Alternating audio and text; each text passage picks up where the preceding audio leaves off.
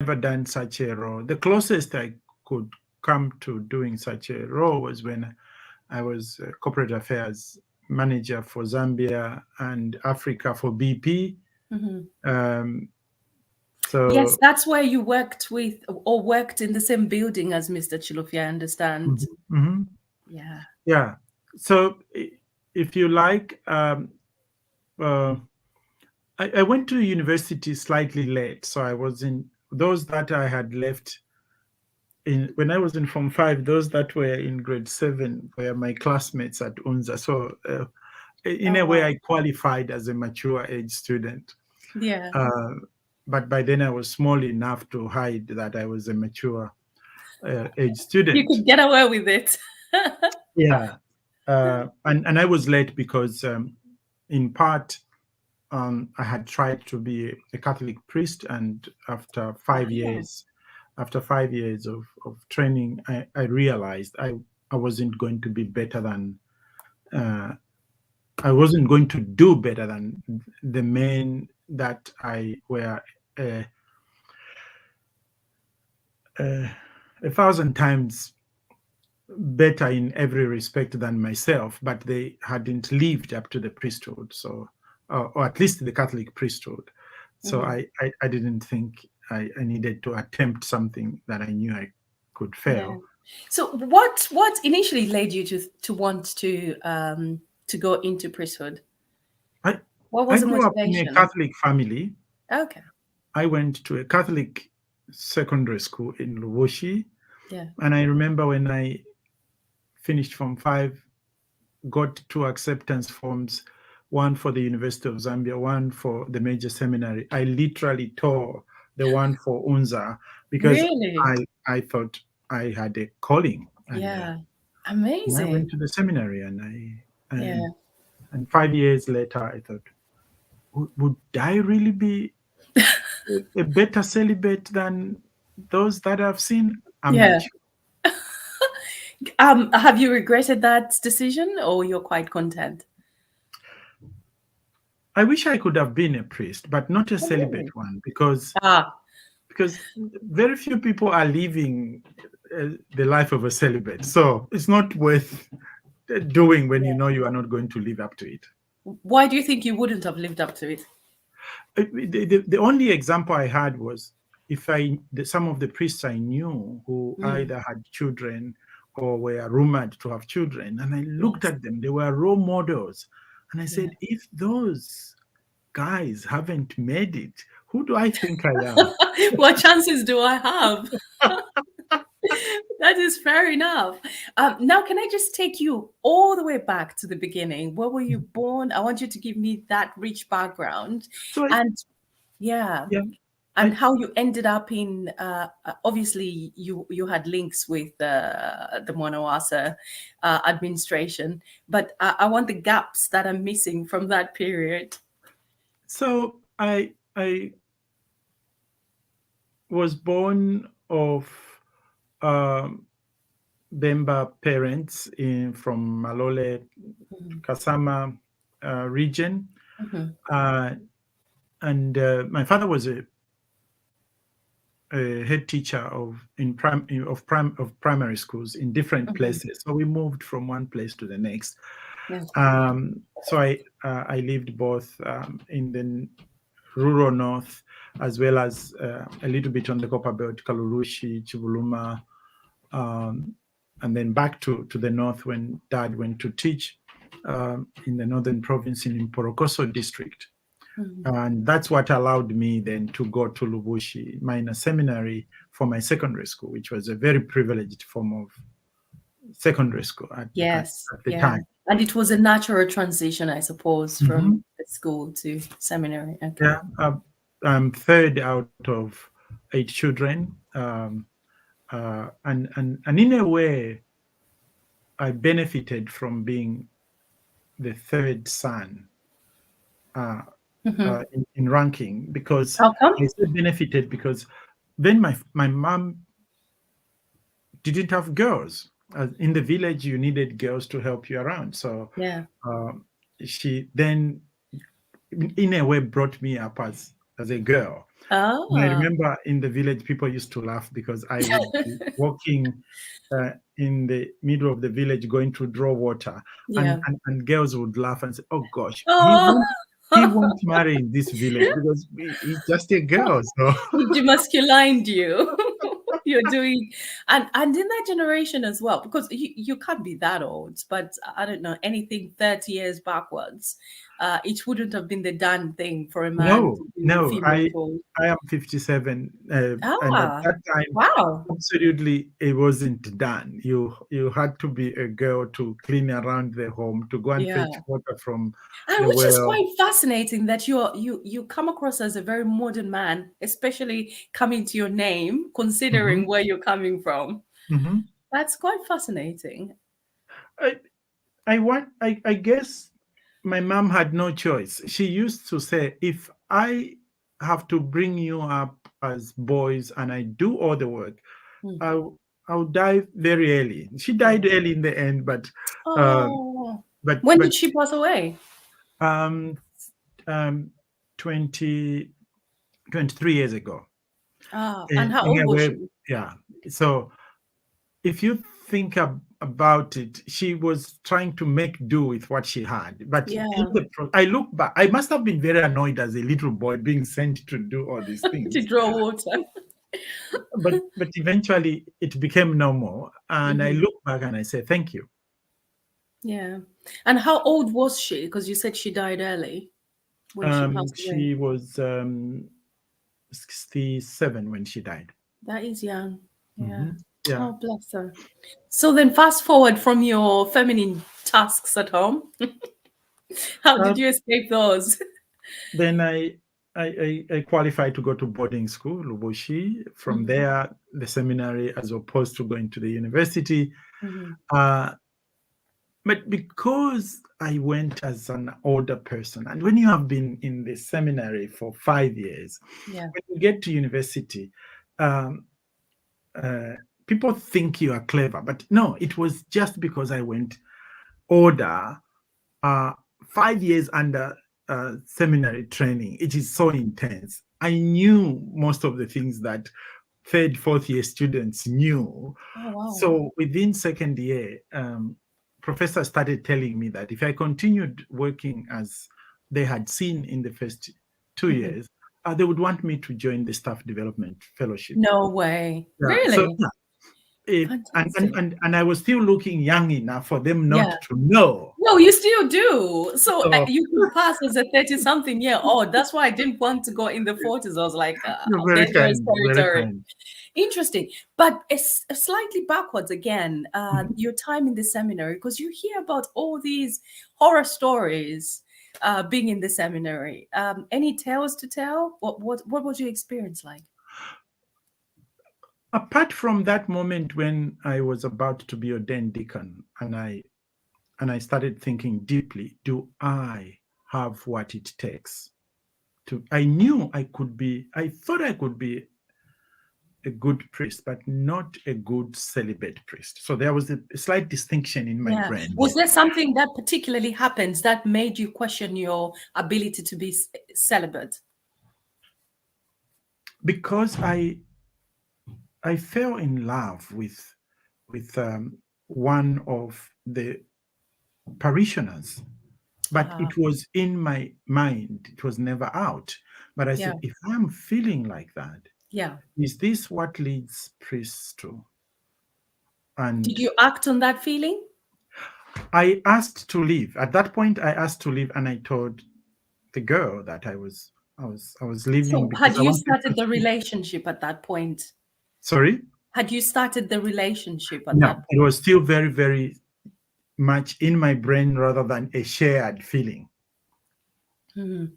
So, how did you muster up the guts to go and approach a random parishioner and say, "Oh, actually, I think I've got feelings for you, and I'm leaving because I've got feelings for you"? They would have been spooked, wouldn't they? We were we were in a way friends, but not Ah, friends that were exclusive. It was okay. in, yeah, with other people we were friends. And then I said, and I left first, and then I explained myself later. Ah. But I first went to my bishop, who was the then Archbishop of Kasama, later Archbishop Mtale, and I said, you know what, I really don't think I want to proceed. And then he said, no, everybody has those doubts, particularly when you are near completion. Why don't you come and stay with me? And then I said, oh no, if I stay with you, I will comply. I'll end up, in 1 year, I'll end up being a priest. But can I go and be on my own? Then he'll beat you into priesthood. Yeah. So I went into university with the thought that I would continue reflecting as to whether that was my life. Yeah. And what did you study in that first year? I went back to philosophy and development studies at UNZA. And then I eventually majored. Because I was doing well in both, they also offered me a double major. By then you had to apply to do a double major because you had to look it. You needed to demonstrate that you could handle equal courses in the major and the minor to upgrade them to the same level. Yeah. And that wasn't a big deal for me.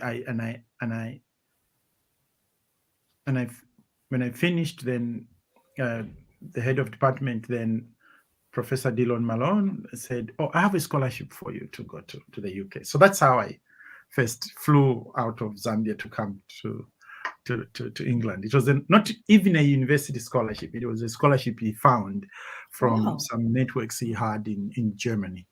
And he was a priest. The head of department was a priest, a Jesuit priest. So that is quite fascinating. Whether happenstance or destiny, who knows? Yeah. And then when you came to England, what path did you take? I didn't know. I actually got on the plane without knowing what course, because it was so hurriedly done that what I think happened was that offered scholarship to come, but I hadn't worked out what it was I was going to study. Just a plain scholarship, like an open one?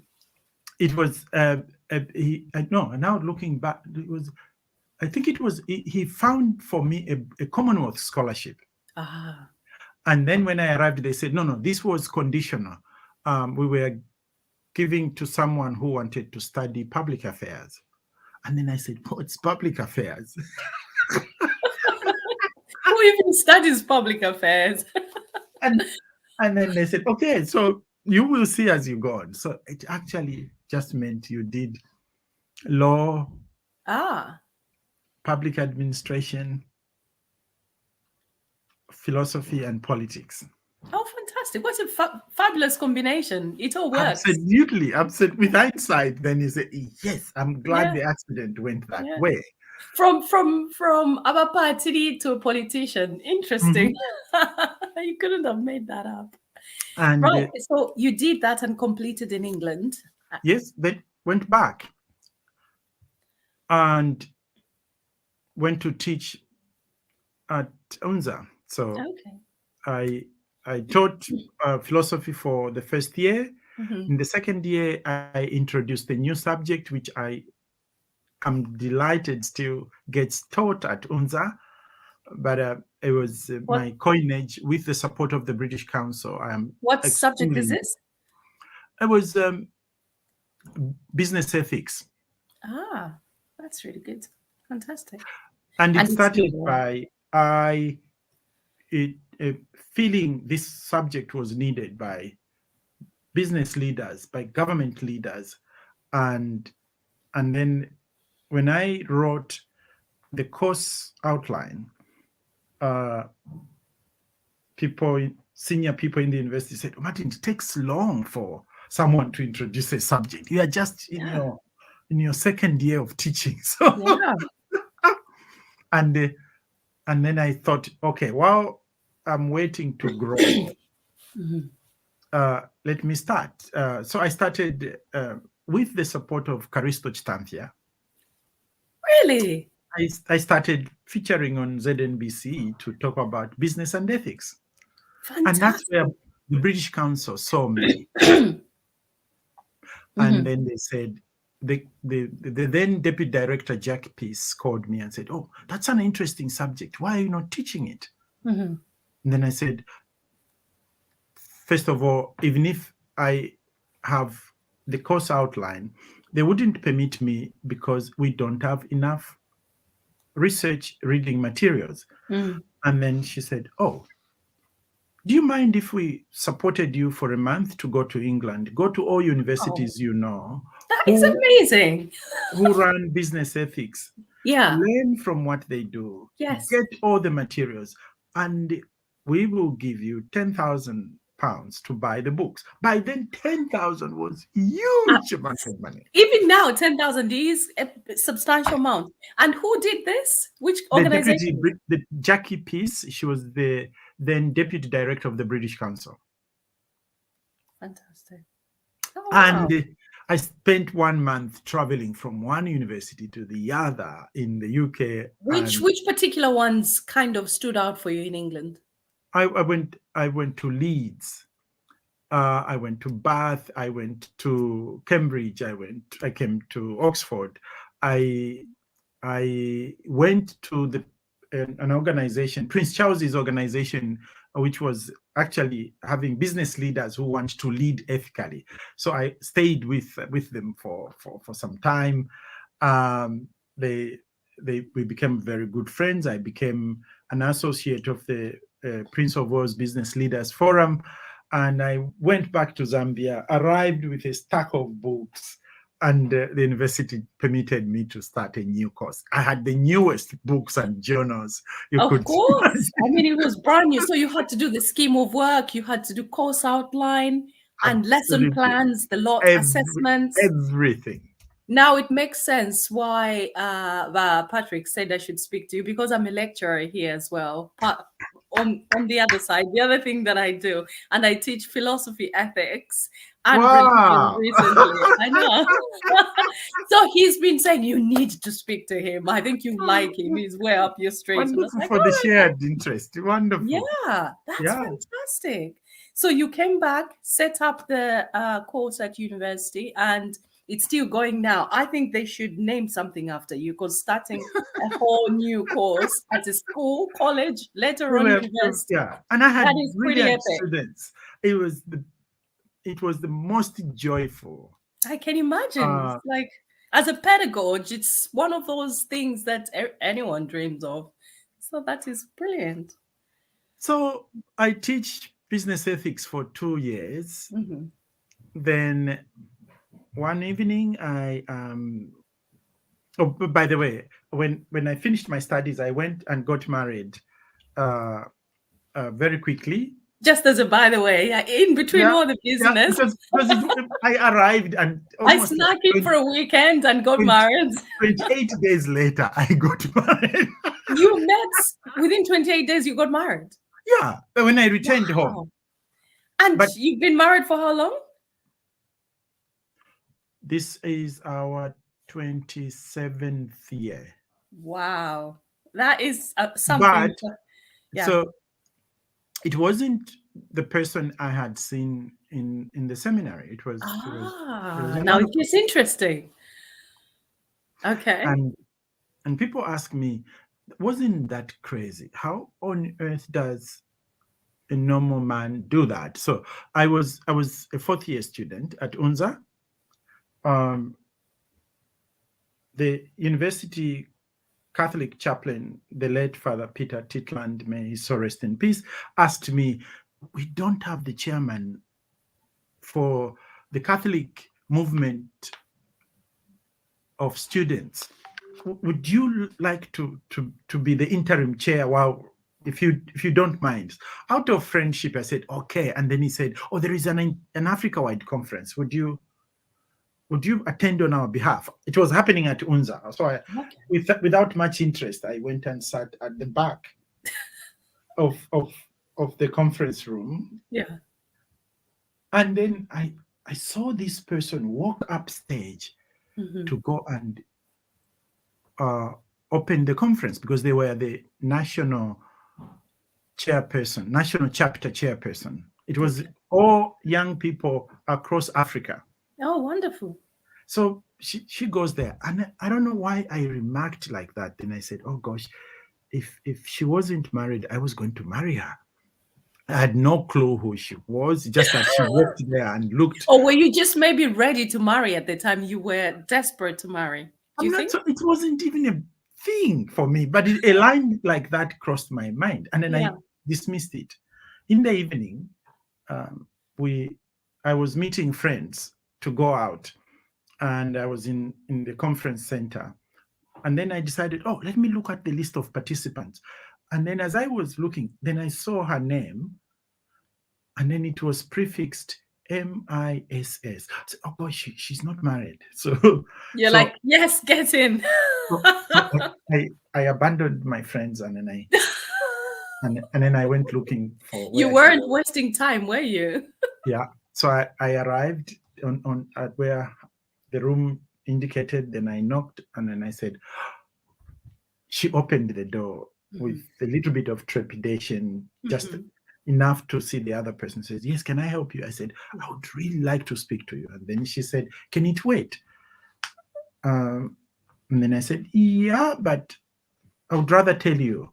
She said, wait. So she closed, went back, covered herself more. And then I knew she was not comfortable. Then I said, could you leave the door Ah, yeah, open? So, yeah. yeah, and I'll So take, she's more comfortable in conversing yeah. with you. So then I sat, she sat on the edge of a little bed there. I sat Yeah. on a chair, and then I said, oh, my name is Martin Kalungu. I currently have a girlfriend, but if you agree to marry me, then I'm going to explain to my girlfriend that I've met someone I would like to marry. And then she said, you must be drunk. Get out of here. Mr. Kalungu-Banda, is that something that you were in sort of you were used to doing? Just like Yeah. meet a random girl and tell her if you said yes, I'll dump my girlfriend. No, but this particular case, I Yeah. just felt, and then by then I wasn't even taking any alcohol, so I Interesting. politely So would you obliged. say was that infatuation or you felt that like it was love at first sight? What was it? In this, in this particular instance, now with a little bit of knowledge, we humans have the capacity to know certain things ahead of time, I agree with that completely. and we haven't developed that sense No. often I think enough I because. think we use a minutest part of our brains, Yeah. especially in that regard. Mhm. And if you explore that a little bit more, we'll find that there's definitely more And to if that. you check most of the stories we know about the creation of some of the businesses, the Yeah, finding of some of the solutions yeah, we need in life, it mm, came as a hunch. yeah, But the word hunch does not do justice to that fast-tracked process of accessing some reality before it becomes commonplace yeah, and easily identifiable. yeah. Yeah. Mm. uh, I think Malcolm Gladwell has a term, and he wrote a book called Blink. In a snap of the finger like that, there are times when we access inner, deeper knowing Yeah, of something that is yeah, real but not yeah. yet manifest. Not yet manifested. Yeah. Yeah. This reminds me of a Zambian gentleman. I can't remember if he's called Mr. Chilwa. He's I think he was slightly ahead of his time. He came up with a concept of green cars, you know, like cars that are electric cars that Mhm. don't use fuel and all that sort of stuff. And in Zambia, obviously, you know the gentleman, don't you? Yeah, Is it? it sounded outlandish, but Yes, it actually, sounded terribly outlandish, but now it's the in thing. yeah. And when we realize that that's part of how we humans know, we need to learn what are the conditions that allow us to access something from the future. Yeah, Um, so, anyway, uh, to cut the long story short, this is my wife of 27 years. fantastic. In Uh, 28 days, you get married.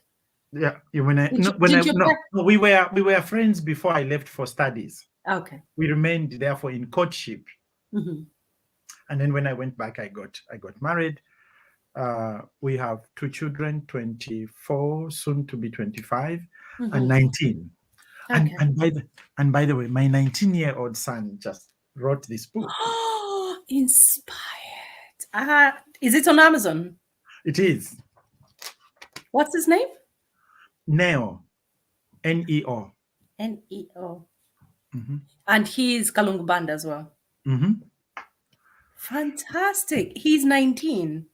He's 19. He's studying psychology at the University of Leicester, and yeah, his big sister just finished his degree in neuroscience from King's College in London. Oh, wow. Fantastic. So it was during that period we were preparing for our wedding that my fiance then and I said, how do we represent equality in this relationship? And then I said, maybe I should change my name just like women change their names. Now, And hold on. You are a Zambian man, mm-hmm. a macho man, African man. What were you doing thinking about adopting your wife's name? What was going through your mind? Because we wanted one thing that could help. Yes, there is the marriage, there is the wedding, but the man remains identified as the same. The woman becomes Mrs. Yeah. And then we said, but what about myself? And then I proposed this, and they said, it sounds like a good idea. But we didn't know then which one comes first. Ah, yes. And so the only neutral arbiter there was rhyming. To our ears, Kalungu-Banda sounded as one name compared to Banda Kalungu. Banda Kalungu, yeah. Yes. So that's That how is the name was fascinating created. stuff. So were you would you, because men can be feminists, do you identify yourself as a feminist or subscribe to feminism ideologies? I just know that men and women are equal. Whether that is what would earn me the name feminist or not, I just know that men and women are equal. And you wanted to show that in your house. I wanted that to be the case in my house, but it also meant that I had to embrace all the things that cross that boundary. It means when I am visiting my mother-in-law and I am my parents-in-law and I am in their house, and we wake up early in the morning, it means if there is a day for mopping the floor, then I mop the floor. You were ahead of your time. Definitely. Now it's a done thing. Like in England, your husband will wash dishes and pack lunches. It's no one even thinks twice about it.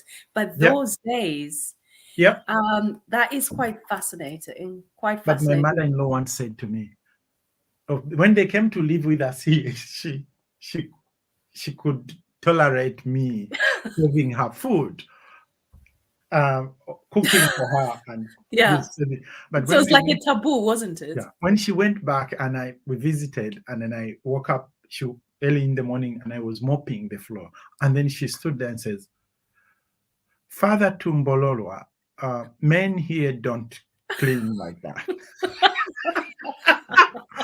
So I didn't want to have an argument with her. I looked at her, smiled, and continued mopping.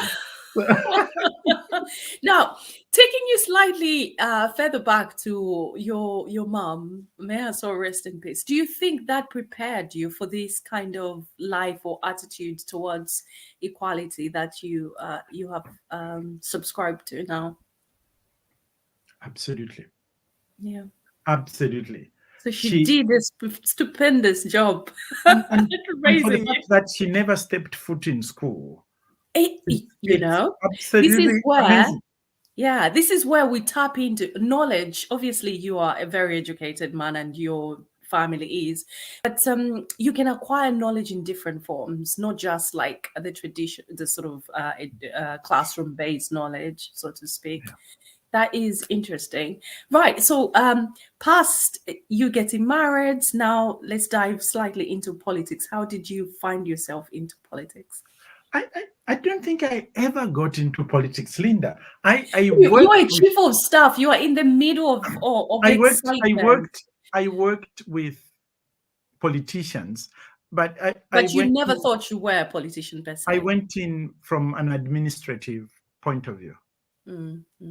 I went in from an administrative point of view. And again, uh, the knowing, when we are talking about, people call it the sixth sense, Mm-hmm. intuition, whatever. I was busy growing my career. Mm. I was one of the 20 identified as the future leaders of BP in Africa. So I was really looking forward to a great career, and I had a fantastic job in every sense.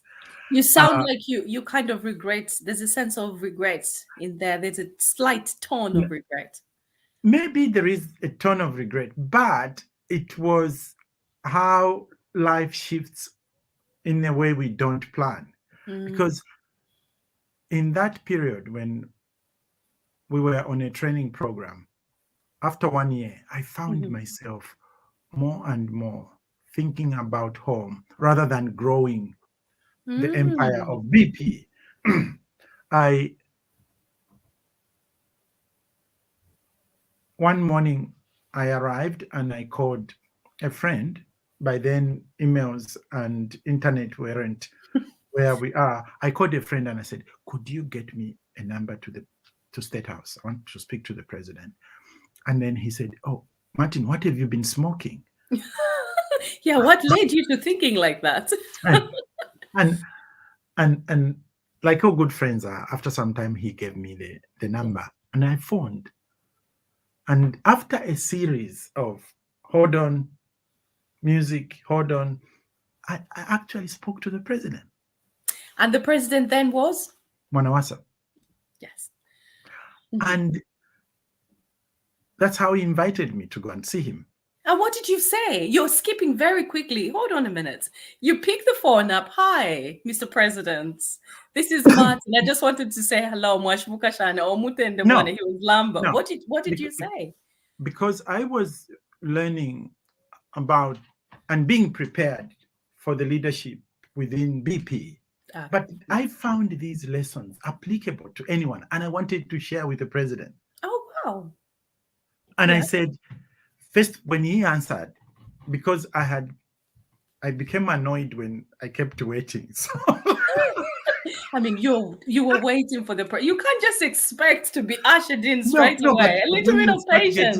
when you start getting like, what's your name? Do you have an appointment? And then you have to say no. Is the president expecting your call? No. Then And they then don't they take make you you wait, seriously, do and they? it goes to the next and the Yeah. next.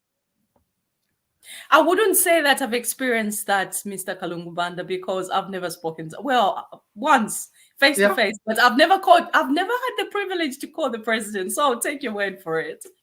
yeah. So finally, this voice comes and says, "Hello, State House." And then I said, "My name is Martin. I've been trying to speak to the president for the last few minutes." Mhm. And then the voice went, "Mr. Kalungu-Banda, this is the president." Wow. And then, Pause right there.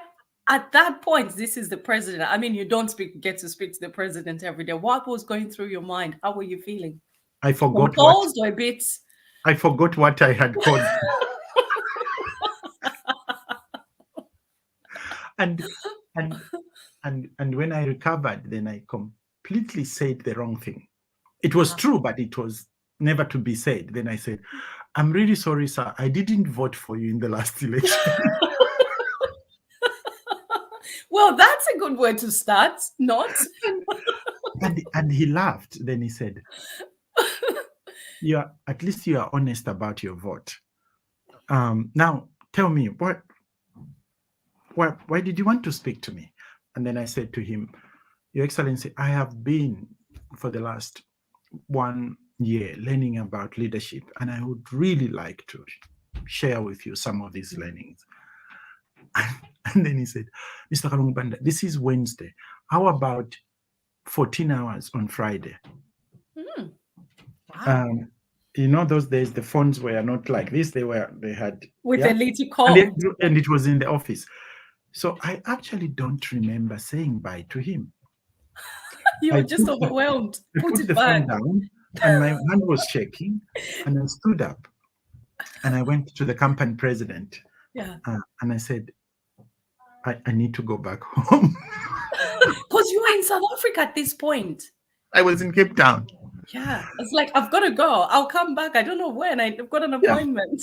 And then he said, no, talk to your manager. My manager was a Zambian called Oh, JJ's. okay. Oh, that's Yeah. good. And then they allowed me. I flew.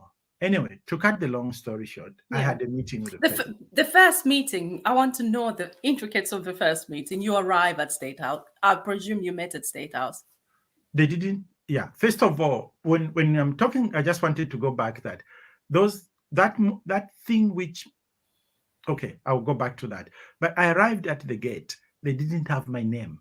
Oh.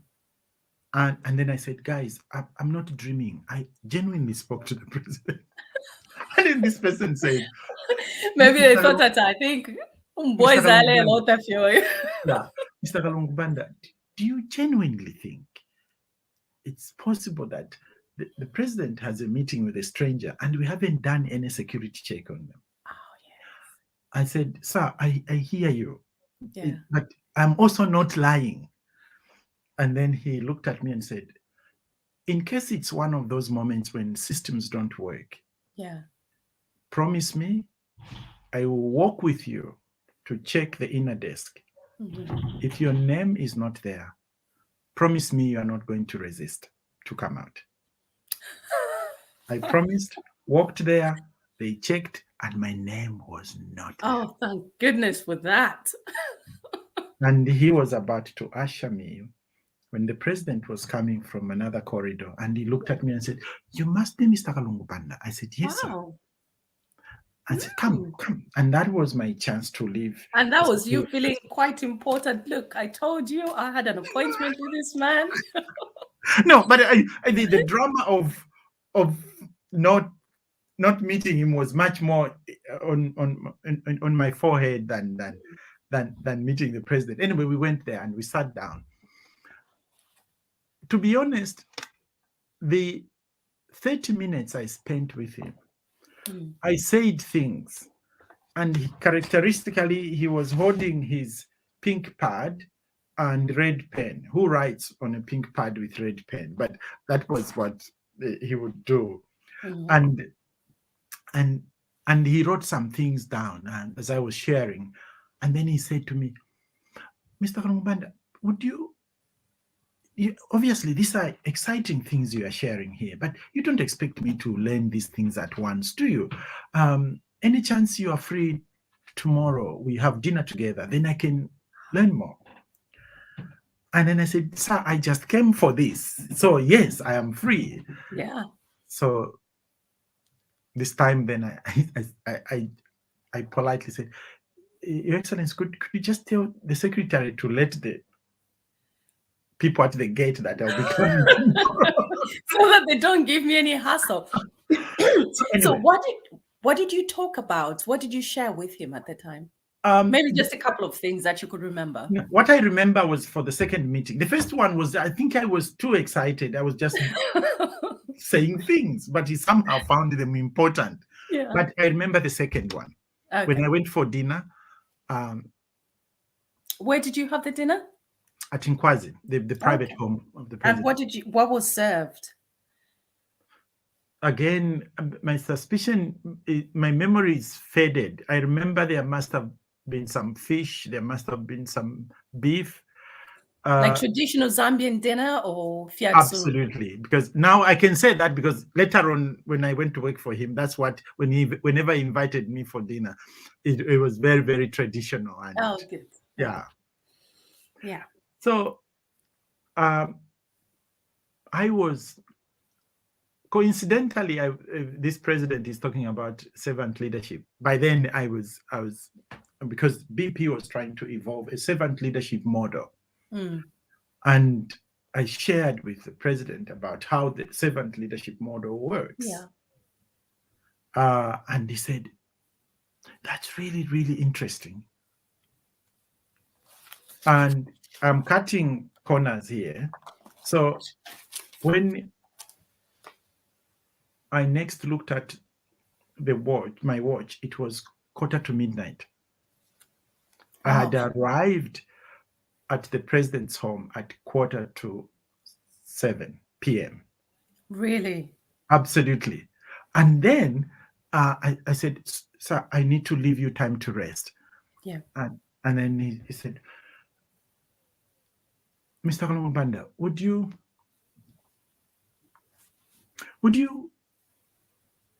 come and train me and the cabinet in the leadership issues you are talking about? Really? And Linda, I found myself saying yes, even if I'd never trained anybody up to that Well, stage. that's my policy as well. I always say yes, then figure it out afterwards. If a great opportunity comes, you say yes. And that's I what learned happened.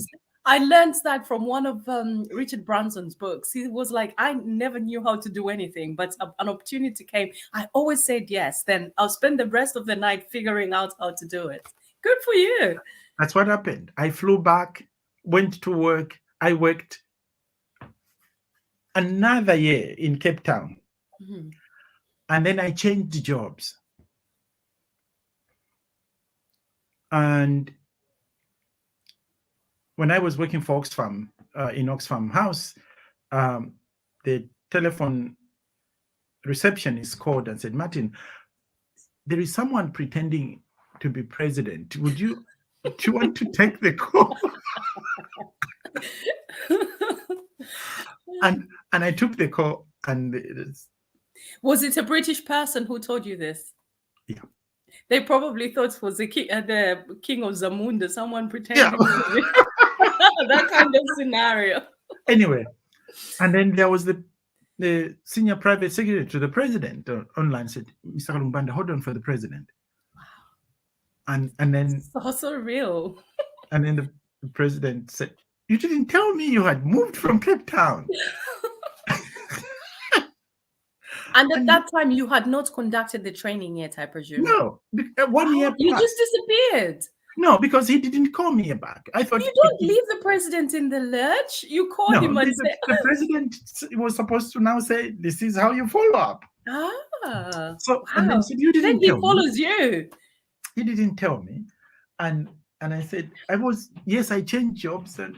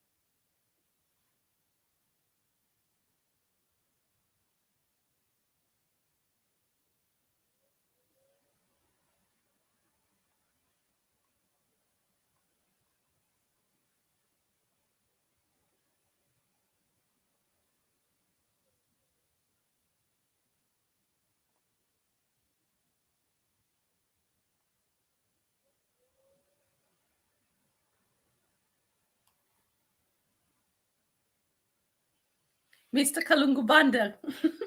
I think my internet did something, and maybe it was also a warning, because I'm now supposed to dash into I teach on the west coast of the US. So. Oh, I see.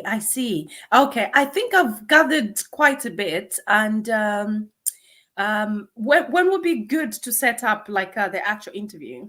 When would be good for you? I was told that Sunday works best for you. Yes. Yeah. Sunday actually works best for me, so I could have you on my show. I think that would be ideal. Would Sunday evening at about 21:30 Zambian time? Which Sunday?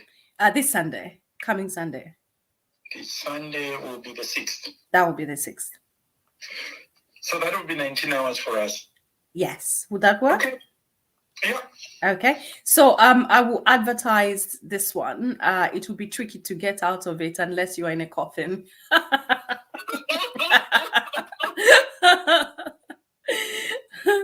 Would that be all right for you? 19 hours. I just wanted to give you some bit of hooks that probably you could use if you were interviewing me. Sure. So one,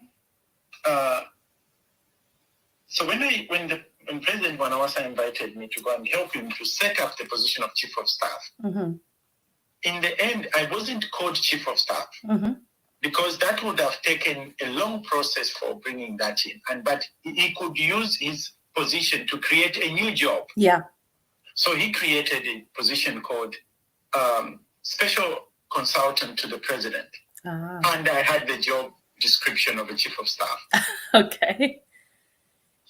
And then the other bit what I wanted so I wanted to mention to you that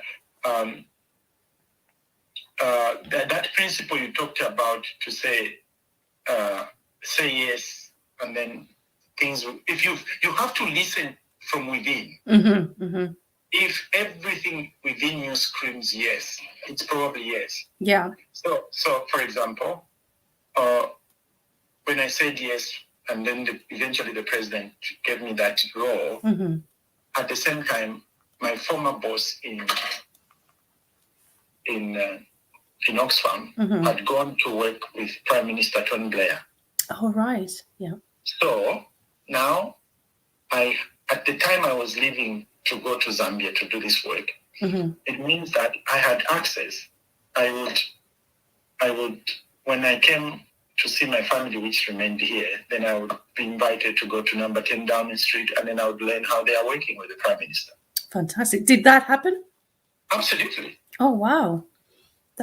That's really interesting. And also, there's quite a bit I wanted us to cover. So that's an interesting fact. And also, you had an altercation with President Wanawasa. I was hoping we would talk about that. Big time. Because that's the one I wanted to use as a hook. The man who fought. How outlandish do you think this can be? What happened? Did you physically fight? No. Actually, maybe that is an exaggeration. Okay, the story is that BBC interviewed me. After I left him. In fact, the fight came after I'd left State House. Oh, really? Yeah. And I was now back in my Oxfam job. And what was the fight about? The word fight maybe is not even fair. He actually disowned me. Oh, what did you do? So after I was called, I had an interview with BBC. What was that? Something night. News night.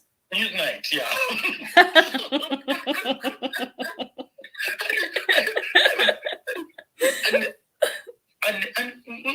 and it was about corruption. Okay. You remember the people who had moved things and shortchanged Zambia in this and that, and the courts actually here ruled in favor of the government, but then a high commissioner sent a cable or a message to Zambia that Martin is jeopardizing the court ruling here, and the president had to act quickly to make sure that the ruling does not mean that we are interfering, because the news said, and the current special advisor to the president of Zambia says the following. So,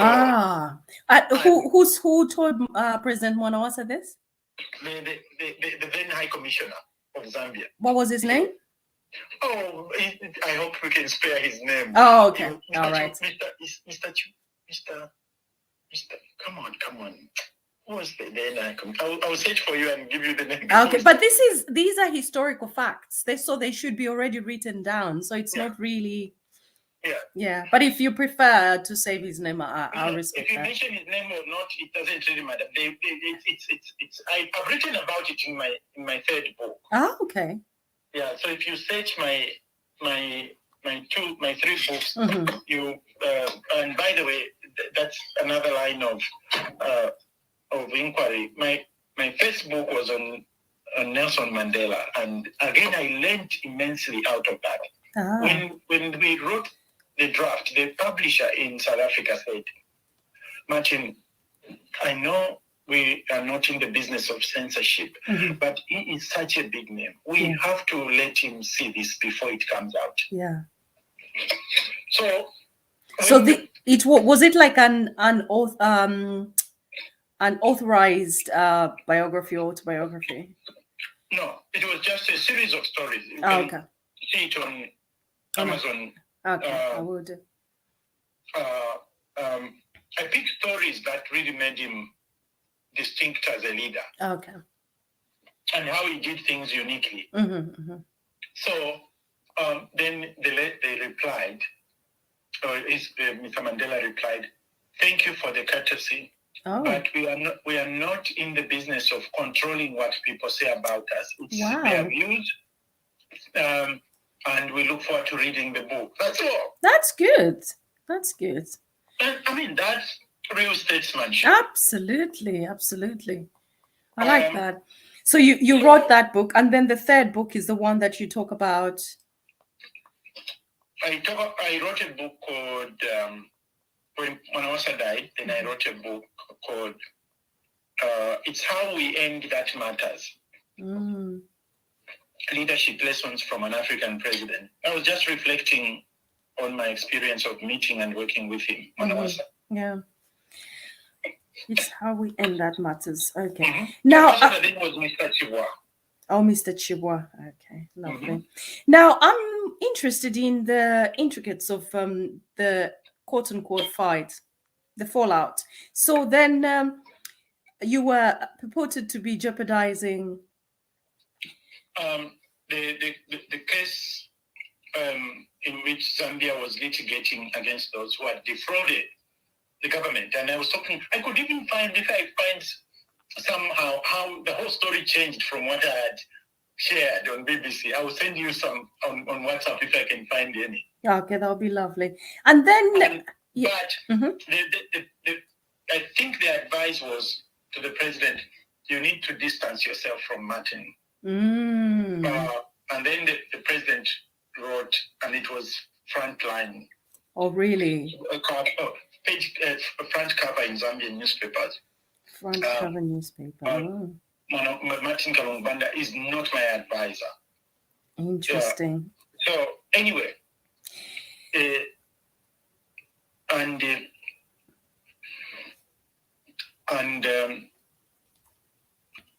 tried to call to speak to the president. There was no success. Because I wanted to say, that was not what I said. And that's not how you should treat me. You should have checked with me. We did many things together. I don't think this was fair. Yeah. But to his honor, 4 months later, he was going to New York for the UN General Assembly. The office, State House called and said, Mr. Kalungu-Banda, the president is having a stopover in London, and he would like to meet you. Wow. And I went to meet him in London, and before I could leave, I went with all the evidence I could to show him that he was wrong. As soon as I entered his room, he says, Mr. Kalungu-Banda, I can only apologize. I'm really sorry. We misunderstood everything. And then he said, when are you next in Zambia? And then I told him, he says, well, when you come, please do come home. We have a meal like we used to. And that's how when I went back, I went straight to the president's home. And there was something about him which was both fiery but also deep humanity in him. That is wonderful. That is wonderful. And then you had quite a bit to do with this current president. Someone actually went as far as saying HH was in love with you, in love with your work. And I was like, okay, that is interesting. I'll ask him to explain. How did you get HH to be so besotted with your work? I don't even think he knows my work. Really? Yeah, I just had him for the meetings we had as UK Zambians. Twice I would call his number at that time, and then he would answer and say, Zambians in diaspora would like to speak to you. And yeah, Martin, I'm coming. So he would turn up for those meetings, but I don't think he thinks about me as that. No, I wouldn't exaggerate. But this is other people exaggerating on your behalf. There must be some element of truth in that. But I also understand that you are the first person he offered a position and you turned it down. Is that true? No. No? No, the president hasn't spoken to me at all. Ah. I don't even expect him to speak to me. I was just among the diaspora community members. That is a very good lie, actually. I think I'll still ask you that question because I think that is quite fascinating. Where it could have originated from. Brilliant. Well, I won't keep you. I've got a program coming up as well. So thank you so much for your time. And I look forward to seeing you on Sunday, 7 p.m. Zambian time. Fantastic. No, 7 p.m. British time. British time, and then we'll use the same process that we used today to connect here. Yes, StreamYard. I'll send you a link prior to that, and then we'll use that. Wonderful. Excellent. Thank you very, very much. Wishing you a wonderful week. Thank you. And thank you for the work you are doing for Mother Zambia and elsewhere. Oh, thank you so much. And yourself. I mean, you've provided incredible service over the years, but yeah, thank you so much and have a lovely evening too. Thank you very much. Bye-bye. Bye.